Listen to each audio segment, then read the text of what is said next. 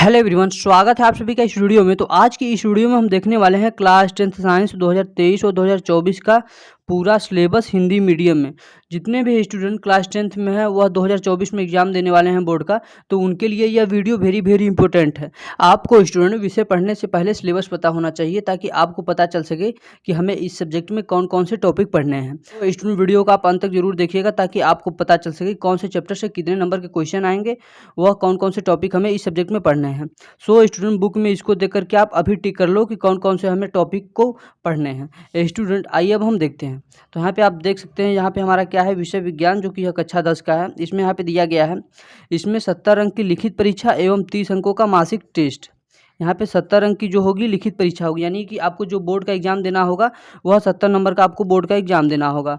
उसके बाद स्टूडेंट यहाँ पे आप देख सकते हैं कि न्यूनतम उत्तीर्ण अंक 23 एवं कुल 33 अंक होते हैं।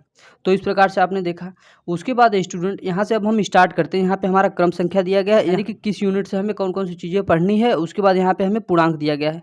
जो स्टूडेंट आपका एग्जाम होगा वह टोटल आपका 70 नंबर का एग्जाम होगा, यानी जो बोर्ड का एग्जाम होगा वह आपका 70 नंबर का होगा। तो यहाँ पे देख सकते हैं जो पहला यूनिट है, पहला यूनिट आपका क्या है, रासायनिक पदार्थ, प्रकृति एवं व्यवहार, जो कि इससे आपके बोर्ड एग्जाम में टोटल 20 नंबर के क्वेश्चन आएंगे, यहाँ पर आप देख सकते हैं। उसके बाद स्टूडेंट यदि आप यहाँ पे आगे देखें तो यहाँ पे आगे जो दूसरा यूनिट है वह क्या है, आपका जैव जगत। तो जैव जगत में भी देख सकते हैं आपके यहाँ से 20 नंबर के क्वेश्चन आएंगे, जो कि बोर्ड एग्जाम में आएंगे आपके टोटल 20 नंबर के क्वेश्चन। उसके बाद जो तीसरा यूनिट है, तीसरा यूनिट आपका क्या है, प्राकृतिक घटनाएं, जो कि यह प्राकृतिक घटनाएं से टोटल आपके 12 नंबर के क्वेश्चन आएंगे बोर्ड एग्जाम में। उसके बाद इसी प्रकार से यदि आप अगला देखें जो कि यूनिट 4 है, यूनिट 4 क्या है, विद्युत का प्रभाव, इससे आपके टोटल 13 नंबर के क्वेश्चन आएंगे बोर्ड एग्जाम में। और जो अगला है इसमें पाँचवा क्या है, प्राकृतिक संसाधन। तो प्राकृतिक संसाधन में आप देख सकते हैं यहाँ पे क्या 5 नंबर का क्वेश्चन आपका आएगा। तो इस प्रकार से उसके बाद स्टूडेंट आप टोटल जब करेंगे यहाँ पे 20 + 20 + 12 + 13 + 5, तो टोटल आपके 70 नंबर यहाँ पे हो जा रहे हैं, यानी कि जो 70 नंबर का आपका क्या होगा, बोर्ड का एग्जाम होगा। तो आप यहाँ से देख सकते हैं कि 5 यूनिट है, पाँचों यूनिट को मिला के आपके 70 नंबर यहाँ पे हो जा रहे हैं, यानी कि आपका जो एग्जाम होगा वह 70 नंबर का होगा। तो आइए स्टूडेंट हम देखते हैं कौन सी यूनिट से कौन कौन से टॉपिक हमें पढ़ने हैं। तो यहाँ पे आप देख सकते हैं जो पहला इकाई है, यानी यूनिट फर्स्ट है आपका क्या है, रासायनिक पदार्थ, प्रकृति एवं व्यवहार। तो इसमें आपको कौन कौन से टॉपिक पढ़ने हैं। तो इसमें स्टूडेंट, इसमें जो आपके यूनिट फर्स्ट में जो चैप्टर होगा वह क्या है, पहला चैप्टर जो है रासायनिक अभिक्रियाएँ। तो रासायनिक अभिक्रिया में आप देख सकते हैं आपको कौन कौन से टॉपिक पढ़ने हैं। तो रासायनिक अभिक्रिया में आप देख सकते हैं रासायनिक समीकरण पढ़ना है। उसके बाद आपको पढ़ना है संतुलित रासायनिक समीकरण, यानी कि संतुलित रासायनिक समीकरण क्या होता है। संतुलित रासायनिक समीकरण का तात्पर्य संतुलित रासायनिक अपक्रिया के प्रकार, संयोजन अपक्रिया, अपघटन अपक्रिया, विस्थापन अपक्रिया, द्विविस्थापन अपक्रिया, अवक्षेपण अपक्रिया, उदासीनीकरण, उपचयन तथा अपचयन अपक्रिया। आप देख रहे हैं कि यह जो आपका पहला चैप्टर होगा, यानी कि पहला चैप्टर में कौन सा होगा, रासायनिक अपक्रियाएं। रासायनिक अपक्रियाएं में आपको इतने सारे टॉपिक पढ़ने हैं जो कि यहाँ पे हमने मार्क किया हुआ है।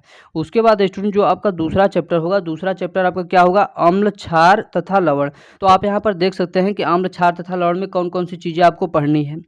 तो यहाँ पे आप देख सकते हैं H+ तथा OH आयनों के आधार पर अम्ल, क्षार तथा लवण की परिभाषाएं, यानी कि H+ तथा OH आयनों के आधार पर आपको क्या करना है, अम्ल, क्षार तथा लवण की परिभाषा देनी है।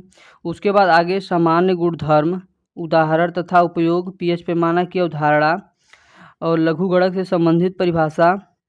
उसके बाद दैनिक जीवन में pH का महत्व क्या होता है, यह भी आपको पढ़ना है। उसके बाद सोडियम हाइड्रॉक्साइड, विरंजक चूर्ण, baking soda, Dhawan soda, plaster of Paris के निर्माण की विधि तथा उपयोग, यानी आपको दूसरे वाले चैप्टर में इतने सारे टॉपिक पढ़ने हैं।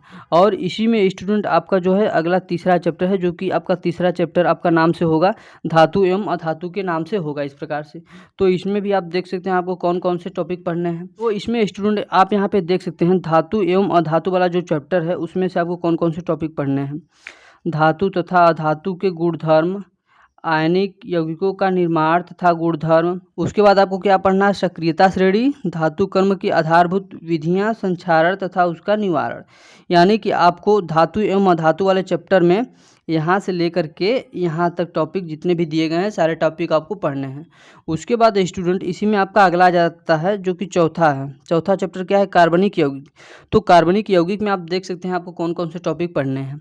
तो कार्बनिक यौगिक में आपको कार्बनिक यौगिकों में सहसंयोजी आबंध पढ़ना है। उसके बाद कार्बन की सर्वतोमुखी प्रकृति पढ़ना है। समजातीय श्रेणी प्रकारात्मक समूह वाले कार्बनिक यौगिकों halogen, alcohol, ketone, aldehyde, alkane, alkyne की नाम पद्धति आपको पढ़नी है। उसके बाद संतृप्त तथा असंतृप्त हाइड्रोकार्बन में अंतर यानी क्या अंतर होता है यह आपको पढ़ना है। उसके बाद आगे पढ़ना है आपको कार्बनिक यौगिकों के रासायनिक गुणधर्म। इसमें आप देख सकते हैं दहन, ऑक्सीकरण, संकलन, प्रतिस्थापन अभिक्रिया क्या होती है इन सब के बारे में पढ़ना है आपको। उसके बाद एथेनॉल तथा एथेनोइक अम्ल केवल गुणधर्म तथा उपयोग आपको पढ़ना है। उसके बाद आपको क्या पढ़ना है? साबुन और अपमार्जक के बारे में पढ़ना है। तो स्टूडेंट कुल मिलाकर के यदि आप 4 चैप्टर पढ़ते हैं यानी कि इन चारों चैप्टर को यदि आप पढ़ते हैं तो यहाँ से आपको 20 नंबर मिल जाएंगे बोर्ड एग्जाम में, यदि आप तैयार कर लेते हैं तो। उसके बाद स्टूडेंट इसी में आप आगे देखेंगे तो जो आपकी अगली इकाई है यानी यूनिट 2 क्या है आपका? जैव जगत। जैव जगत से भी आपके बोर्ड एग्जाम में 20 नंबर के क्वेश्चन आएंगे। तो यहाँ पर यदि आप इसमें देखें पहला चैप्टर क्या है? जैव प्रक्रम है।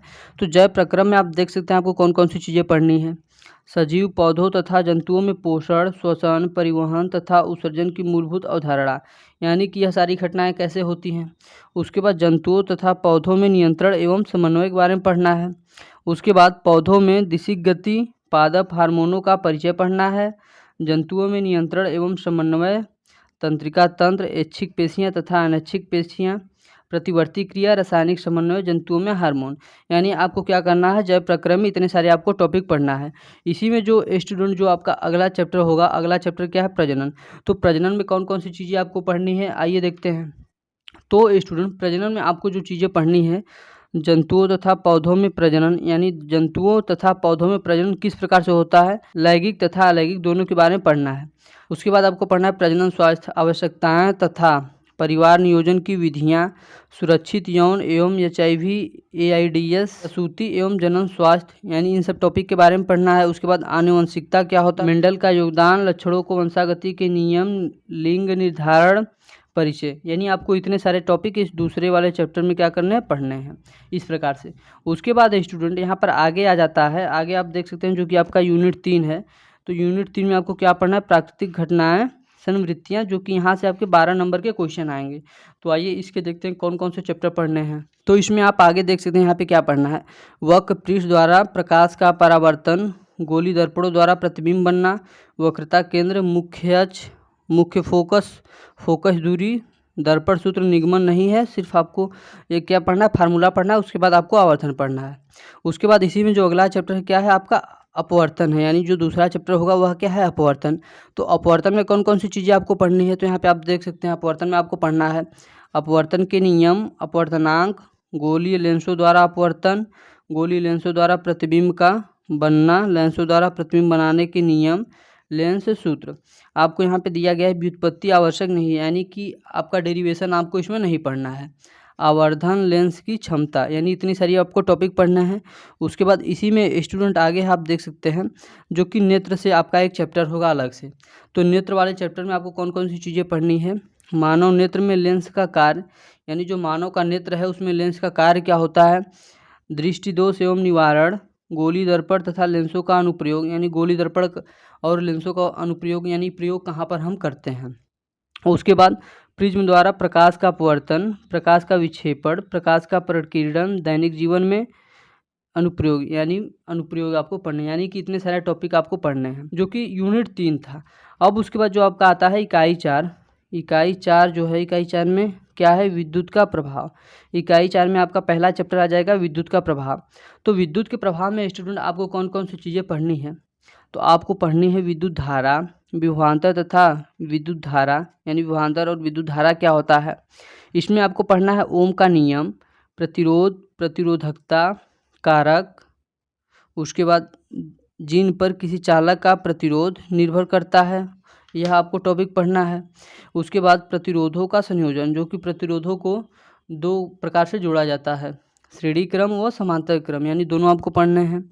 एवं दैनिक जीवन में इसका उपयोग, और इसका उपयोग क्या है, विद्युत धारा का ऊष्मीय प्रभाव तथा दैनिक जीवन में उपयोग, विद्युत शक्ति, पीवीआई तथा आर में अंतर संबंध, यानी संबंध कौन कौन से संबंध इसमें है। तो इस प्रकार से आपको इतने सारे टॉपिक पढ़ने हैं। अब इसी में स्टूडेंट आपका जो दूसरा चैप्टर आ जाता है इसमें इकाई 4 में, दूसरा क्या है, विद्युत धारा का चुंबकीय प्रभाव। तो इसमें आपको क्या क्या पढ़ना है, चुंबकीय क्षेत्र, क्षेत्र रेखाएं, किसी विद्युत धारावाही चालक के कारण चुंबकीय क्षेत्र, परिनालिका में प्रवाहित विद्युत धारा के कारण चुंबकीय क्षेत्र, चुंबकीय क्षेत्र में किसी विद्युत धारावाही चालक का बल, फ्लेमिंग का बाएं हाथ का नियम, घरेलू विद्युत परिपथ। यानी इतने सारे टॉपिक आपको क्या करना है, इसमें पढ़ने हैं। अब उसके बाद स्टूडेंट जो हमारा अगला यूनिट आता है यानी यूनिट 5, तो यूनिट 5 आपका क्या दिया गया, प्राकृतिक संसाधन। तो इसमें आपको कौन कौन से टॉपिक पढ़ने हैं आप यहाँ पे देख सकते हैं। इसमें आपको पढ़ना है हमारा पर्यावरण चैप्टर नाम होगा एक। इसमें कौन कौन से टॉपिक आपको पढ़ने हैं, पारितंत्र, पर्यावरणीय समस्याएं, ओजोन परत का अपक्षयन, अपशिष्ट उत्पादन तथा निवारण, जैव निम्नकरणीय तथा अजैव निम्नकरणीय पदार्थ। आपको इतने सारे टॉपिक पढ़ने हैं स्टूडेंट। इकाई 5 से आपके टोटल 5 नंबर के क्वेश्चन आएंगे। उसके बाद इकाई जो 4 है, इकाई 4 से भी आपके 13 नंबर के क्वेश्चन आएंगे। तो इस प्रकार से आपने देखा कि कौन सी इकाई से कौन कौन से चैप्टर पढ़ने हैं और कौन से चैप्टर कितने नंबर के हैं। तो इस प्रकार से स्टूडेंट आपने सारी बातें को देखा कि आपको कौन कौन से टॉपिक कितने नंबर के यहाँ पे दिए गए हैं। सो स्टूडेंट वीडियो अच्छा लगा हो तो वीडियो को लाइक करें, चैनल पर नया है तो प्लीज़ चैनल को सब्सक्राइब कर दें ताकि मेरे आने वाले सभी वीडियो को नोटिफिकेशन आप सभी को मिलते रहे।